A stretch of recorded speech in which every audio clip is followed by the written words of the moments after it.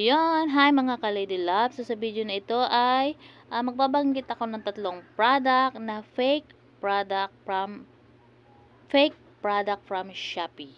So yun, paano ko nasabi na fake at hindi effective kasi na-try ko na po siyang gamitin. So yung tatlong product na pampaputi po ng ngipin.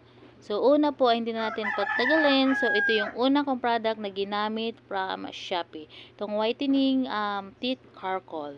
So yan, pabilog lamang siya. So ang laman po niya sa mga hindi pa po nakakagamit ay para siyang dinurog na uling. So yun, hindi ko po siya, nung bumili ako niya, hindi ko po siya naubos gamitin kasi once na ginagamit ko po siya, kasi ginagawa ko yung toothbrush, ididikit ko lang yung toothbrush sa dinurog yung laman niyan, dinurog na uling. Tapos siyempre didikit na siya dun sa toothbrush, saka ko siya ito-toothbrush. So hindi ko siya naubos gamitin kasi mayroon po siyang side effect. So ano yung side effect niya?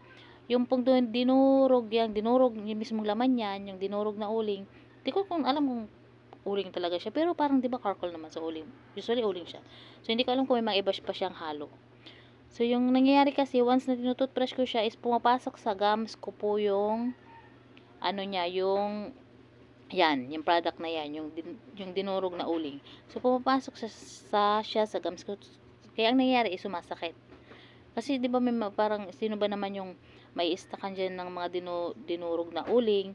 So masakit 'yan. So naisip ko, sa pero pinagtiyagaan ko siya, matagal ko siyang ginamit kasi yun nga, kung gusto mo talagang syempre pagtitiyagaan mo yung product na gamitin. Kung gusto mo makita yung result. So pero hindi ko na siya pinagpatuloy, siguro mga nahati ko din siya gamitin. So hindi ko na siya pinagpatuloy kasi parang naisip ko baka magkaroon lang ako ng sakit sa gums at wala din naman nangyayari. So wala naman ako nakitang may pagbabago sa ngipin ko na pumuti, kung ano itsura na nandyan sa pictures na yan. So wala naman ako nakitang pagbabago. So itinigil ko na lang. So itinapon ko siya na hindi ko pa naubos. Kaysa naman 'di ba? Kasi naman gamit tayo ng product na baka magkaroon lang tayo ng sakit. So 'yun. Yan yung isang unang fake product na di ko alam sa iba pero para sa akin yan, hindi siya effective. And then ang pangalawa itong Ionic white Ionic white. Yan, yung Ionic white, ang ano lang naman siya, para siyang maliit na brush. Ang gagawin mo lang naman is babrush mo siya ng diyan sa ngipin. Na kailangan daw is hindi maano siya sa gums. Hindi siya makaano sa gums. Talagang sa ngipin mo lang siya i-brush. So, hindi naman ako nagtagal na gamitin yan kasi, so, hindi ko naman talaga maano kung effective yung product na ito kasi hindi ko naman siya nagamit ng maayos kasi masyado siyang matapang. So, masyado siyang matapang na once na nilalagay ko siya sa ngipin ko is, parang masakit. Parang yung 'di ba yung lasa, syempre hindi mo naman maiwasan na parang may makaano diyan sa mo na lasa niya, yung product na yan. Tapos yung amoy niya, so masyado siyang matapang, so hindi siguro mga 3 times ko lang siya nagamit. So itinigil ko na. So hindi ko talaga sure kaya hindi ko nakita yung result niya, kung effective ba siya. 'Yon. So 'yan ang pangatlong fake product na nagamit ko or may yung effect niya, may side effect siya is ito, pangatlo. Itong whitening whitening teeth, itong foam toothpaste. Yan, whitening teeth foam toothpaste. So nakalagay kasi sa kanya na doon sa procedure niya, mas okay daw kasi na hindi mo siya ilalagay sa toothbrush tapos ito toothbrush mo. So nakalagay doon na kailangan i-direct mo siyang spray sa bibig mo. So yun yung ginawa ko.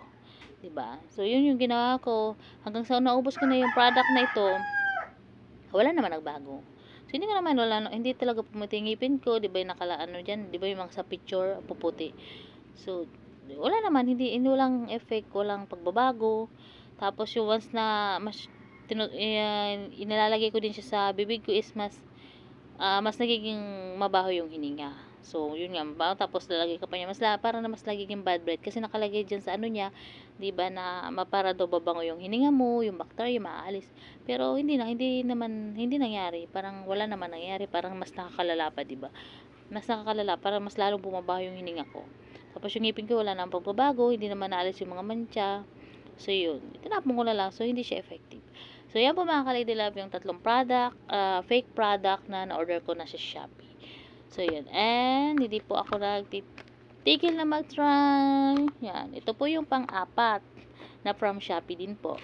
Ito yung pang-apat na ito-try ko na naman, itong Bamboo Charcoal Toothpaste. So ito try sana, hopefully na effective na po ito. Kasi mas okay naman kasi na maputi yung ngipin kisa. Sabi nila mas strong daw yung matilaw ng ngipin. Pero hindi ko gusto. Gusto ko talaga maputi. Yan, ito.